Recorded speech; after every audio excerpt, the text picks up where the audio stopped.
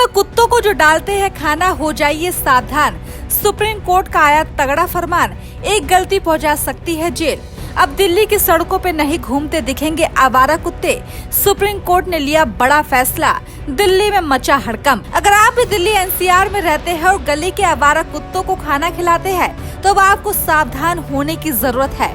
Supreme court ने आवारा कुत्तों की बढ़ती समस्या को लेकर एक तगड़ा फरमान जारी किया है, जिसने दिल्ली में हड़कंप मचा दिया है। कोर्ट ने साफ आदेश दिया कि अगले 8 हफ्तों के भीतर दिल्ली एनसीआर की सड़कों से सभी आवारा कुत्तों को पकड़कर शेल्टर होम भेजा जाएगा।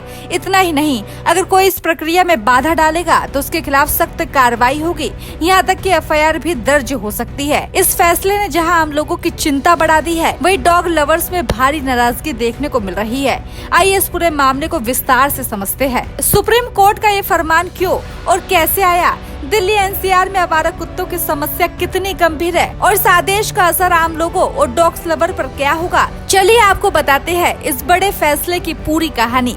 सुप्रीम कोर्ट ने दिल्ली एनसीआर में आवारा कुत्तों की बढ़ती समस्या पे कड़ा रुख अपनाते हुए एक ऐतिहासिक फैसला सुनाया। कोर्ट ने दिल्ली सरकार, नगर निगम और नई दिल्ली नगर पालिका परिषद को अगले 8 हफ्तों के भीतर सड़कों से सभी आवारा कुत्तों को पकड़कर शेल्टर होम भेजने का आदेश दिया है। इन कुत्तों की नसबंदी और टीकाकरण किया जाएगा और सबसे अहम बात, इन्हें दोबारा सड़कों पे नहीं छोड़ा जाएगा। इस फैसले की वजह दिल्ली के रोहिणी इलाके के पूटकला में हुई एक दुखद घटना है, जहाँ 6 साल की बच्ची की आवारा कुत्ते के काटने से रेबिस के कारण मौत हो गई। कोर्ट ने यह भी आदेश दिया है कि 1 हफ्ते के भीतर डॉग बाइट से जुड़ी शिकायतों के लिए हेल्पलाइन नंबर शुरू किया जाए। साथ ही दिल्ली सरकार को रेबिस वैक्सीन स्टॉक और इलाज से जुड़ी जानकारी सार्वजनिक करने के निर्देश दिए हैं, ताकि लोग समय पे मदद ले सके।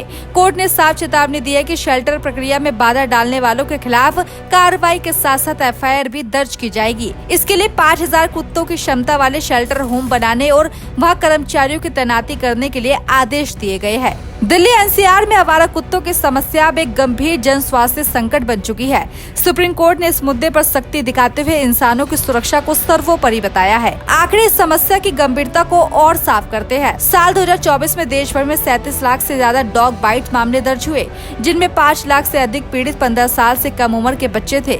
दिल्ली के आंकड़े और भी चिंताजनक है। यहाँ 2024 में रेबिस से 54 संदिग्ध मौतें हुई, जो 2023 में 50 मौतों से अधिक है। राजधानी में हर दिन 2000 डॉग बाइट की घटनाएं हो रही है।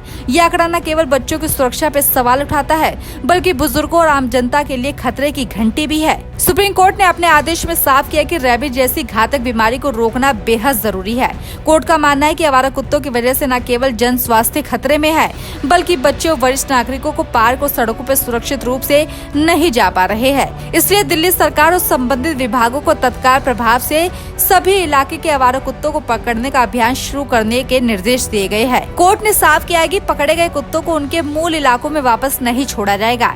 इन कुत्तों को शेल्टर होम में रखकर उनकी नसबंदी और टीकाकरण किया जाएगा, ताकि उनकी आबादी नियंत्रण हो सके और रेबिस का खतरा कम हो। इस फैसले ने डॉग लवर्स और पशु अधिकारी कार्यकर्ताओं में नाराजगी पैदा की है। उनका कहना है कि सड़कों पर सभी कुत्तों को हटाना जानवरों के अधिकार का उल्लंघन है। कई संगठनों का मानना है कि नसबंदी और टीकाकरण के बाद कुत्तों को उनके मूल इलाकों में छोड़ना चाहिए।